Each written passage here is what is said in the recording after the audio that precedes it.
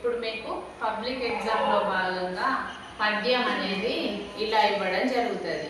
ఇలా ఇచ్చిన పద్యానికి మీరు ప్రతిపదార్థాన్ని ఈజీగా ఎలా రాయాలో తెలుసుకుందాం. ఓకే, ఫస్ట్ మీరు ఈ పద్యాన్ని అంతా గీత కొట్టి డివైడ్ చేసుకోండి. ఒక్కొక్క పదాన్ని డివైడ్ చేసుకోండి. ఆ పదానికి అర్థం ఏంటనేది కింద రాసుకోవాలి. అలా ప్రతి పదార్థం అనేది ఈజీగా ఎట్లా రాయాలో మనం నేర్చుకుందాం. ఓకేనా?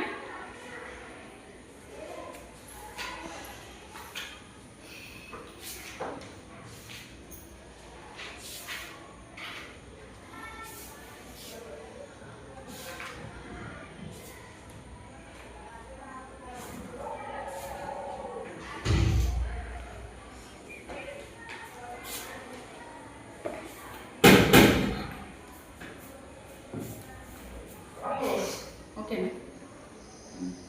ఇలా మీరు పదాలన్నింటినీ విడదీస్తూ కింద గీతలు కొట్టుకోండి. తర్వాత ఏం చేయాలంటే 1, 2, 3, 4 అని ప్రతి గీతకు నెంబర్స్ వేసుకోండి. ఓకే,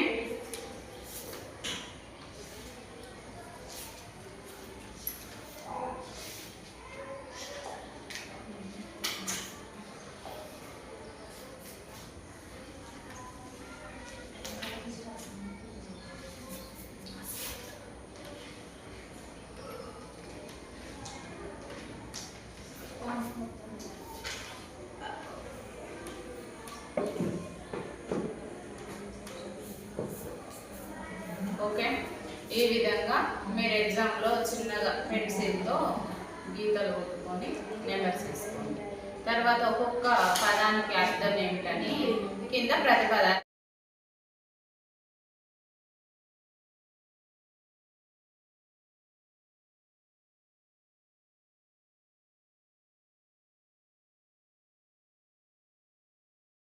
ఇందాక మనం పద్యాన్ని డివైడ్ చేసుకొని అంటే ఒక్కొక్క పదంగా వేరు చేసి వాటికి నెంబర్స్ ఇచ్చి వాటిని ఎలా ప్రతిపదార్థం రాయాలో తెలుసుకుందాం అనుకున్నాం కదా.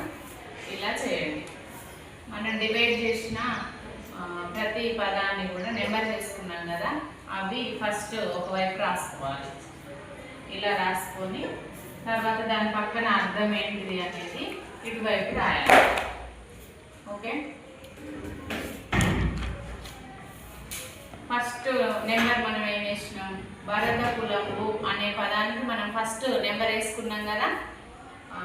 అయితే ఫస్ట్ భరత కులంబు అనే పదానికి అర్థం ఏంటిది, నీ భరత వంశము అని అర్థం. తర్వాత ధర్మమును అనగా ధర్మాన్ని, పాడియున్ అంటే న్యాయమును, ఇంకా సత్యమున్ అంటే సత్యాన్ని, పొత్తున్ అంటే స్నేహాన్ని, పెంపునన్ అంటే గౌరవమును, కరుణయున్ అంటే దయాగుణమును, కలిగి అంటే కలిగి, యుండున్ అంటే అర్థం ఏమిటిది, ఉండేను అని అర్థం. తర్వాత అనగాన్ అనేటట్లు, నుతిన్ అంటే పొగడ్తా, కన్నది అంటే పొందింది, అందున్ ఎందులో ఆ కురువంశంలో, సద్గుణోత్తరులు సద్గుణం అంటే మంచి గుణం అని కదా అర్థం, మంచి గుణాన్ని కలవారిలో శ్రేష్ఠులు.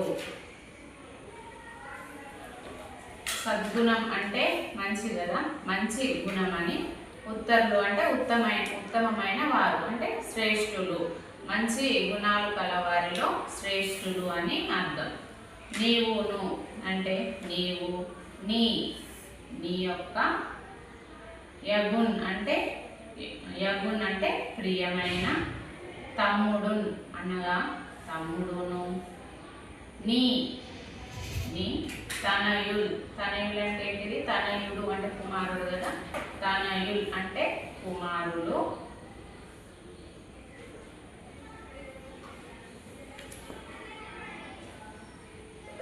యశోదురంధర యశస్సు అంటే ఏంటిది, కీర్తి అని అర్థం. యశోదురంధర అంటే కీర్తి యొక్క భారాన్ని వహించే శుభశీలుడు అంటే శుభం అంటే మంచిది కదా, మంచి నడవడి కలవారు అని అర్థం. ఈ సుచరిత, ఈ సత్ప్రవర్తన క్రమమిప్పుడు, పరంపరను ఇప్పుడు తప్పనేటికి. తప్పనేటికి అంటే ఏంటి? తప్పిపోవడం ఎందుకు అని అర్థం. ఇట్లా ప్రతి పదాన్ని కూడా విడదీసి మీరు దాని పక్కన అర్థాన్ని ఈజీగా గుర్తుపెట్టుకోవచ్చు. దీని ప్రతిపదార్థం ఏంటిదో చూడండి. ఈ పద్యం యొక్క భావం ఏంటిదో చూడండి. మనం ప్రతిపదార్థం రాసుకున్నాం కదా, ఏవైతే ఒక పక్కన మనం దానికి అర్థాన్ని రాసామో అదే అర్థం మొత్తం కూడా ఇక్కడ భావం రూపంలో కనిపిస్తుంది మీకు. భరత వంశము ధర్మము, న్యాయము, సత్యము, స్నేహము, గౌరవము, దయకలదని లోకంలో కీర్తికెక్కింది. అటువంటి ఉత్తమ వంశంలో నీవు, నీ తమ్ముడు పాండురాజు సుగుణ శ్రేష్ఠులు.